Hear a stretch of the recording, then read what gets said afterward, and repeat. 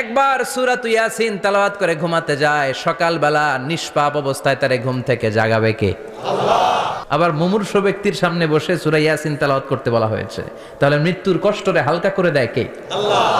আবার রাত্রিবেলা সূরা ইয়াসিন তেলাওয়াত করলে সকালবেলায় নিষ্পাপ বানায় দেয় কে? আল্লাহ। নাইস ওয়াজ, ইসলাম প্রচারে এক ধাপ এগিয়ে। তো সূরাত ইয়াসিন থেকে আজকে আমরা কথা শুনবো, ইনশাআল্লাহ। পড়েন ইনশাআল্লাহ। এই সূরার অনেক ফজিলত, ছোটবেলা থেকেই সূরা ইয়াসিনের অনেক ফজিলতের কথা আমরা শুনেছি না?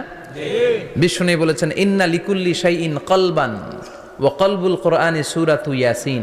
সব জিনিসের একটা কলব আছে, হৃদয় আছে, অন্তর আছে, আর কোরআনের কলবের নাম হচ্ছে সূরা ইয়াসিন।